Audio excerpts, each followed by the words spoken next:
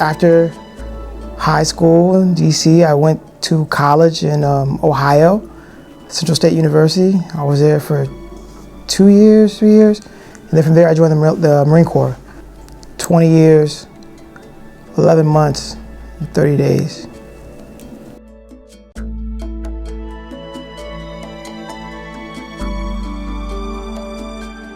So what happened was, I got blown up in an IED in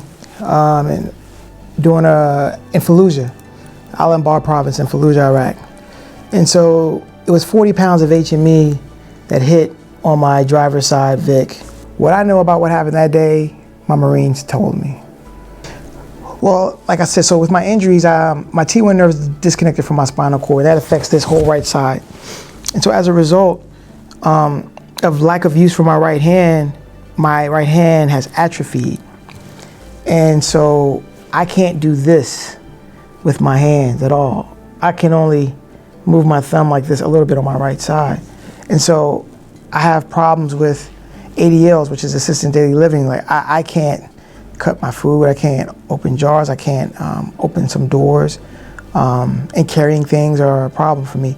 And so being reevaluated at Bethesda Naval Medical Hospital,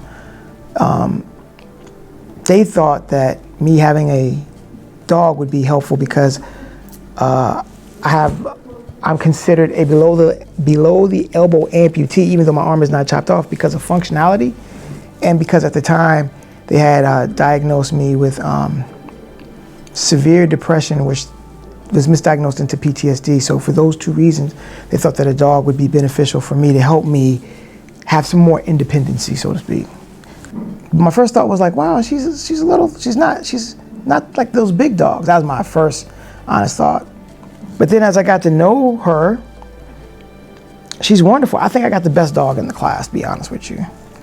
Because I generally am the one to go first when they ask for demonstrations, and she makes me look good. So you don't want anybody demonstrating something that does it wrong right after you did a period of instruction. So she set me up for success, so I think I got the best one. These instructors are awesome. They go above and beyond, and I feel like they are the foundation that makes this place really go, because when you have people that care about what they do, and they don't have to tell you, you can see it, you can feel it, you can know if someone cares about what they do or not. It's like a wave of volumes being sent throughout. So I have nothing negative to say, all positive. If I give them a scale from 1 to 10, I'm gonna give them like 100,000, something like that. Lynn, she can open up doors with handicap buttons. She can open doors for me. She can carry things for me. You can do the rest. Heels, stand to the side, walk, stop when I stop. And most of all, she makes me relevant. We are a team, and back to what I was trying to say before, like I said, so my issue is, I don't like being in crowded areas, you know?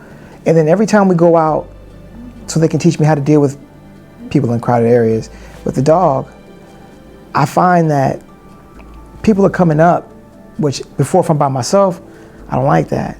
But now they're not coming up to deal with me. They're coming up because of the dog. So the dog is more like a buffer. And so in an indirect way, the dog is helping me to ease in to being around people where normally if there was no dog, I would avoid it and be totally uncomfortable. So she's kind of opening up the bubble that I lived in slowly, and I can see it, I can feel it.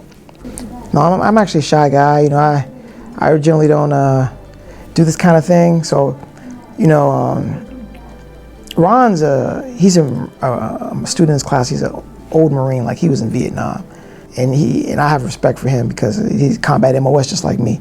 And so he says to me, "You need to go do this. It's not about you. It's about how it can help somebody else." And I have a tremendous respect for him. And he's a kind-hearted guy, and he shoots it straight. And so I'm sitting here right now, putting all my fears aside out of respect because of that man. And if this can help anybody, no matter what branch you're in, then I like to be a part of that, dynamic of trying to help somebody to become better, because this is helping me. Even if it's only helping you like 10%, that 10% is so much better than 0. So even if it's just for that amount, it's worth it to me. And so that's why I'm sitting here. All right, Doug, what's one word you would use to describe Lynn?